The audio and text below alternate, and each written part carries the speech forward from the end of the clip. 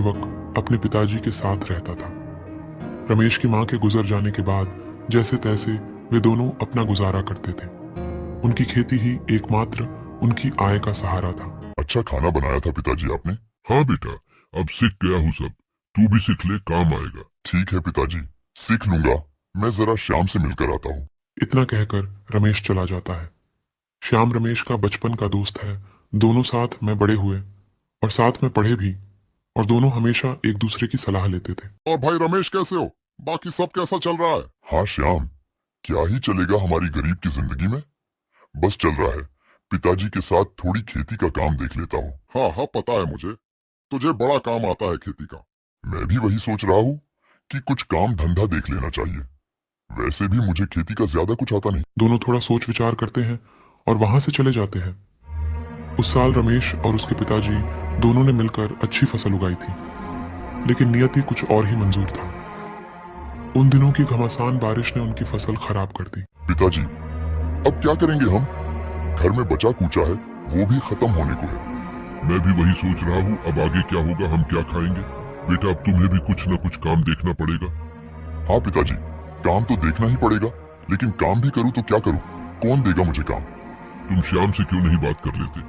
उसके घर वालों की अच्छी पहचान है बाजार में।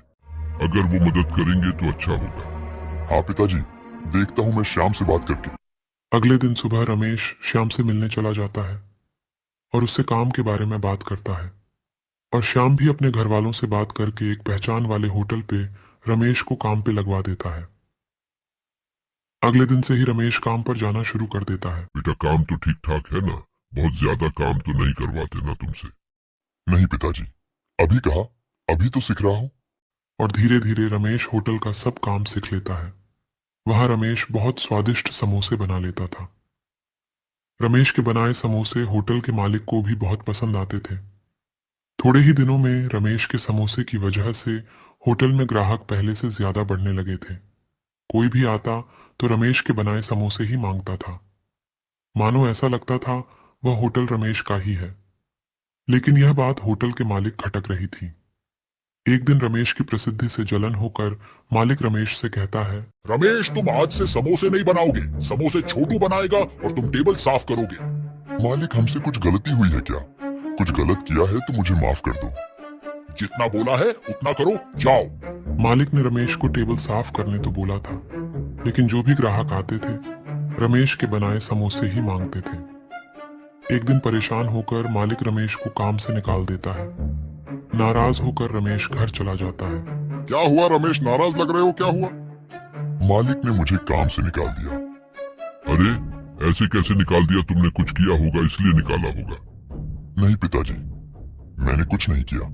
पता नहीं उन्होंने ऐसा क्यों किया। अब क्या करेंगे बेटा? मुझसे भी अब ज्यादा काम नहीं होता। तभी रमेश के दिमाग में आता है कि क्यों ना मैं खुद का धंधा शुरू कर दूं। मुझे तो सब आता है और लोगों को मेरे बनाए समोसे भी पसंद है। और वो अपना विचार पिताजी और श्याम को बताता है। लेकिन बेटा, पैसे कहाँ से आएंगे? चाचा, वो मैं देख लूंगा, पिताजी से लेके दे दूंगा, आप चिंता मत करो। और रमेश श्याम से पैसे लेकर उस पुराने होटल के बगल में अपना ठेला शुरू कर देता है। रमेश को किसी विज्ञापन भी जरूरत नहीं थी। रमेश को देखकर उसके बनाए समोसे खाने लोग लाइन लगाने लगे। धीरे धीरे करके उसका धंधा अच्छा चलने लगा। बगल के होटल मालिक को बहुत दुख हो रहा था और अब वो पछतावे के अलावा कुछ नहीं कर सकता था। सब बहुत खुश थे और रमेश ने अपनी पुरानी जमीन के बगल में